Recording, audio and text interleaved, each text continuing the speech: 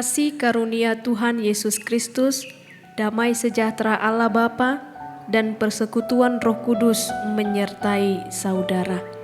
Amin. Firman Tuhan bagi kita pada kebaktian keluarga hari ini tertulis dalam 1 Petrus 3 ayat 18 sampai dengan ayatnya yang ke-22. Kita membacanya. Sebab juga Kristus telah mati sekali untuk segala dosa kita.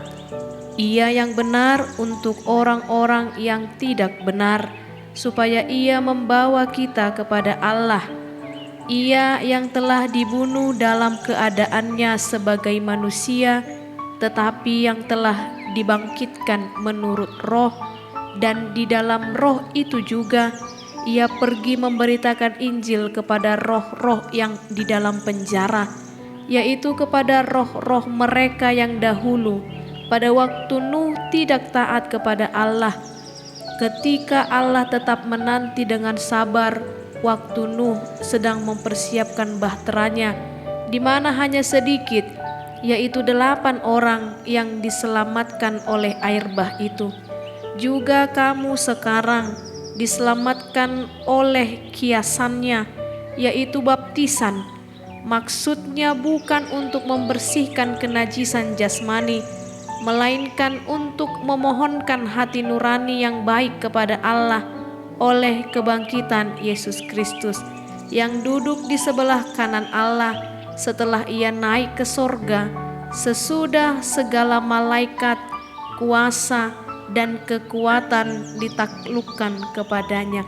Demikian firman Tuhan. Firman Tuhan hari ini disajikan dengan topik janji keselamatan atas penderitaan.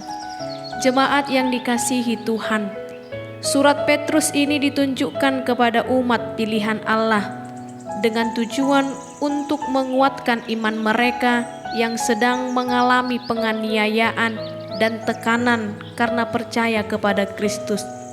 Banyak pengikut Kristen abad pertama menderita dan disiksa serta dianiaya karena mempercayai dan menaati Yesus. Petrus sendiri mengalami penganiayaan, dipukul dan dipenjarakan. Ia sering diancam dan tidak ada yang bisa menggoyahkan keyakinannya kepada Tuhannya. Karena itu, Petrus menulis kepada jemaat yang terserak dan menderita karena iman untuk memberikan penghiburan dan pengharapan dan untuk menolong mereka agar tetap setia kepada Kristus. Surat ini adalah kabar baik tentang Yesus Kristus yang merupakan jaminan harapan mereka. Kita harus menyadari bahwa penderitaan di satu sisi merupakan ujian iman untuk tetap bertahan dalam membangun hidup sekalipun mengalami kesulitan. Petrus mengangkat cerita mengenai Nuh dan keluarganya. Dahulu Allah menyelamatkan Nuh bersama keluarganya dari air bah. Sekarang umat Allah yang baru, yaitu orang-orang yang mengimani Kristus, diselamatkan dengan pembaptisan. Air baptisan mengingatkan jemaat akan karya penyelamatan Allah.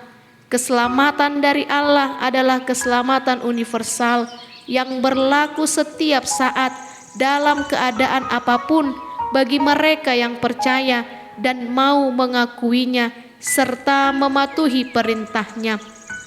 Ada kalanya kita akan mengalami penderitaan justru karena kita memilih untuk tetap berdiri tegak di atas kebenaran. Menderita karena kebenaran adalah sebuah berkat. Sukacita tidak serta-merta terhenti karena penderitaan. Sukacita yang dimaksud bukanlah semacam perasaan yang menyenangkan, tetapi sukacita karena tahu bahwa kita telah melakukan sesuatu yang diperkenankan Tuhan. Oleh karena itu, selalu ada kemungkinan bagi para pengikut Kristus untuk menanggung penderitaan karena kebenaran. Dan penderitaan semacam itu mengidentifikasi kedekatan kita kepada Tuhan. Saudara-saudari yang dikasihi oleh Yesus Kristus, sesungguhnya penderitaan adalah bagian yang tidak terpisahkan dari kemanusiaan di muka bumi ini. Bahkan pada gilirannya, penderitaan adalah suatu kebanggaan dan titik pangkal dari suatu mahkota kehidupan. Semakin tinggi tingkat kepedulian manusia terhadap penderitaan, maka semakin tinggi pula lah harkat atau martabat kemanusiaannya. Bagaimana memaknai penderitaan sebagai suatu kebahagiaan karena Kristus? Alkitab mengajarkan agar orang percaya tidak melarikan diri terhadap derita dan aniaya. Namun, jangan pernah mencari-cari penderitaan. Kita menolak aliran hedonisme dan asketisme ekstrim.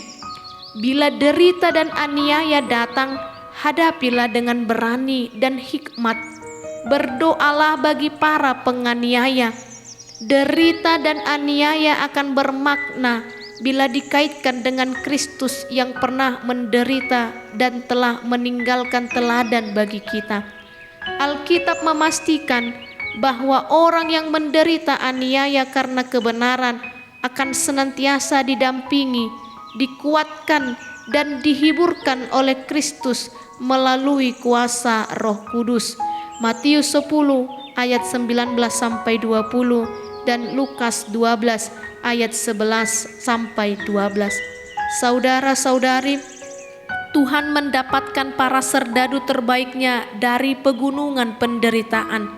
Oleh karena itu, mari kita menimba kekuatan dan ketahanan, kesetiaan melalui doa dan firman-Nya.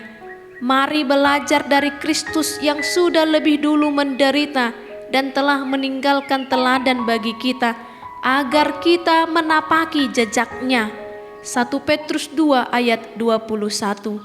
Mari menjadi berkat dan obat bagi sesama yang menderita karena Kristus telah mengalahkan maut dan dunia yang menderita ini. Amin. Tuhan memberkati dan menjaga kita pada malam hari ini. Shalom.